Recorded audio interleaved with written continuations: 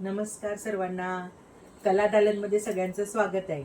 आज ना आपण श्रीखंड बनवणार आहे. 3.5 लिटर दुधाचं आपण दही लावून चक्का बनवणार आहोत आणि त्याचं श्रीखंड बनवणार आहे. कारण माझ्याकडे गेस्ट येणार आहेत, त्यामुळे मी 3.5 लिटर दूध घेतली आणि त्याच्यामध्ये केशर, वेलची, जायफळ, साखर घालून असं आपण बनवणार आहे. तर चला बघूया. आणि 3.5 लिटरचं चक्क्याचं किती आपल्याला श्रीखंड होईल हे पण प्रमाण तुम्हाला मी सांगणार आहे. तर चला बघूया. आता आपल्याला 3.5 लिटर दूध घेतले मी श्रीखंडासाठी. हे माझ्या गवळ्याकडून घेतलेलं आहे आणि तुम्ही डेअरीचं पण घेऊ शकता. मी कोमट केलं आहे बघा. आता हे अगदी आपल्याला हाताला बोटाला लागेल एवढंच कोमट करायचं आहे दूध हे, आणि त्याचं विरजण लावायचं आहे आपल्याला. तुम्ही डेअरीचं पण घेऊ शकता. आता हे बघा कोमट झाले दूध, छान साय आले त्याला. जास्त गरम केलं ना की मग त्याची साय फुटते, त्यामुळं विरजण नीट लागत नाही आणि घट्ट होत नाही दही. त्यामुळे मी रवाळ होण्यासाठी मी आता असंच लावते दही, जास्त गरम करत नाही आहे. हे बघा आता हाताला आपल्या कोमट लागेल ना एवढंच मी गरम केलेलं आहे. अगदी थोडंसंच गरम बघा, हाताला लागेल एवढंच करते. आता ह्याला 1.5 चमचा आपल्याला दही लागणार आहे.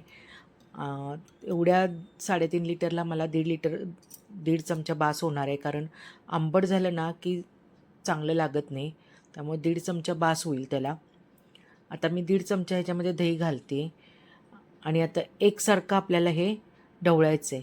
माझी आजी मला सांगायची की विरजण लावताना ना 100 वेळा तरी आपल्याला हे फिरवायचं, म्हणजे ना दही खूप छान लागतं.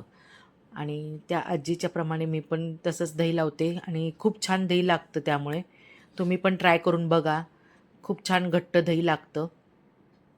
आता हे मी एक रात्रभर ठेवणार आहे असंच झाकून.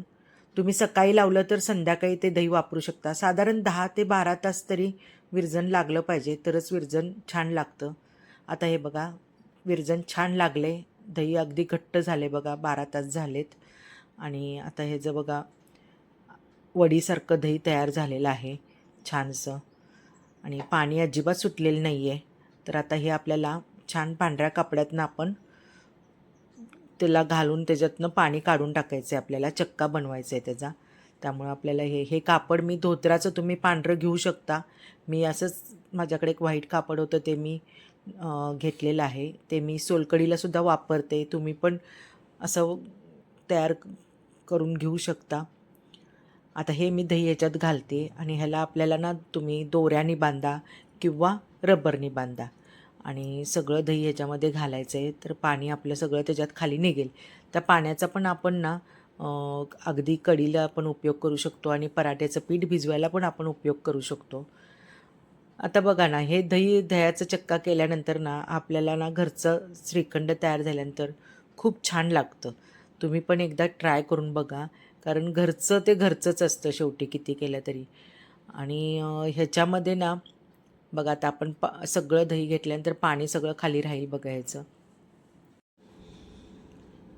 चक्का ना जास्त 3-3.5 तास बांधून ठेवायचा, जास्त वेळ ठेवायचं नाही, नाहीतर सुक्का होतो कोरडा. त्यामुळं मग श्रीखंड असं कोरडं कोरडं होतं. त्यामुळे जास्त वेळ नाही ठेवायचं, 3 ते 3.5 तास बास होतं, साधारण जास्तीत जास्त 4 तास. आता हे आपण छानसं बांधून घेऊया ह्याला. आणि मी रबरनी बांधते, तुम्ही दोऱ्याने सुद्धा बांधू शकता. माझ्याकडे रबर आहे, मी त्याचं रबराने बांधते ते. आणि ह्याच्या खाली पाणी राहते ना, तर त्याच्यासाठी आपण कणकेसाठी पण भिजवू शकता, म्हणजे पराठ्याची कणिक, किंवा तुम्हाला कढीसाठी पण यूज करू शकता. कारण दह्याचं पाणी आहे ते, त्यामुळे तुम्हाला पराठ्याला किंवा कढीला यूज करू शकता. आता हे मी चाळण घेतले, म्हणजे दुधावरची झाकणी आहे माझी ही जाळीची, त्याच्यावर मी ठेवते आणि त्याच्यावर आता मी हे झाकून ठेवणार आहे. साधारण 3.5 तास हे मी झाकून ठेवणार आहे आणि त्याच्यानंतर आपल्याला त्याचा चक्का तयार होईल. 3.5 तास आता झाले. आता हे आपण काढून घेऊया. बांधून ठेवलेलं होतं ते. छान असा चक्का झालाय बघा आपला. त्याच्यात काढून घेऊ. मस्त छान झालंय. आता मी साखर घेते. साधारण ह्या वाटीनं पाऊण वाटी साखर 1 लिटरचं माप आहे आपल्याला.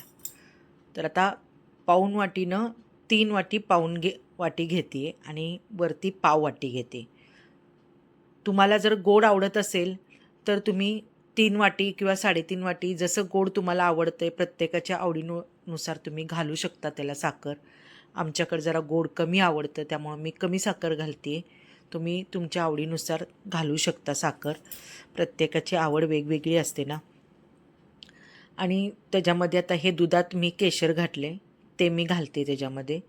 आणि जायफळ घेतलं आहे मी, पण जायफळ दूध मसाला घेतला आहे मी एव्हरेजचा त्याच्यामध्ये आहे, त्यामुळं मी वरून थोडंसं चव बघून मी घालेन, पण शक्यतो नाही घालत. आता हे मी साखर मिक्स करते. आता हे साखर घालून आपल्याला एकसारखं करून घ्यायचं आहे. असं रवाळच ना खूप सुंदर लागतं श्रीखंड. आणि तुम्हाला जर असं मऊ सॉफ्ट पाहिजे असेल ना तर तुम्ही चाळणीवर घासून ते एकसारखं सॉफ्ट करू शकता. पण आमच्याकडं असं रवाळ आवडतं त्यामुळे मी रवाळ करते. आणि आता हे एकसारखं हातानेच मी करते. आणि आता ही एव्हरेजची दूध मसाला मी घालते. त्याच्यात सगळंच आहे, केशर, वेलची, तरी पण मी केशरवरून घालते त्याला. त्यात जायफळ, ड्रायफ्रूटचे तुकडे सगळंच असतं एव्हरेजच्या मसाल्यामध्ये. त्यामुळे वरून काही वेगळं घालावं लागत नाही. आता हे बघा, हे श्रीखंड तयार झाले रवाळ असं. आणि त्याच्यात केशरमुळं ना आपल्याला वेगळा कलर असं टाकायला लागत नाही. एक थोड्या वेळेना ह्याला कलर खूप छान असा पिवळसर केशरी असा कलर येईल त्याला. त्यामुळे आता हे आपलं श्रीखंड तयार आहे.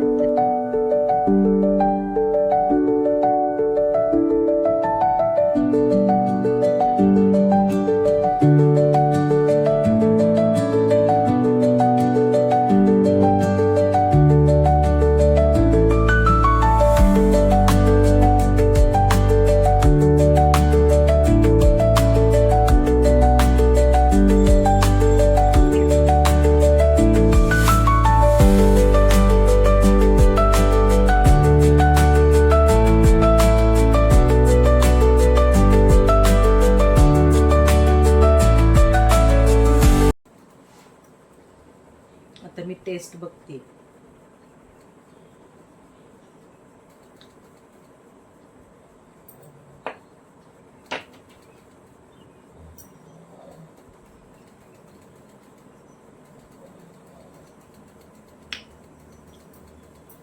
खूप छान लागते, नक्की ट्राय करून बघा. आता आपण श्रीखंड तयार बघितलं तर साधारण बघा 3.5 लिटर दुधामध्ये 1 ते 1.25 ते 1.5 लिटर श्रीखंड तयार होते आपलं. बघा किती फायदा आहे आपला. आपण जर तसं त्याचं कॉस्टिंग काढलं ना तर तुम्हाला अगदी निम्म्या किमतीत आपल्याला हा श्रीखंड तयार होते विकतपेक्षा. त्यामुळे तुम्ही नक्की तयार करून बघा. आणि रेसिपी आवडली तर लाईक करा, शेअर करा आणि सबस्क्राईब करायला विसरू नका. चला.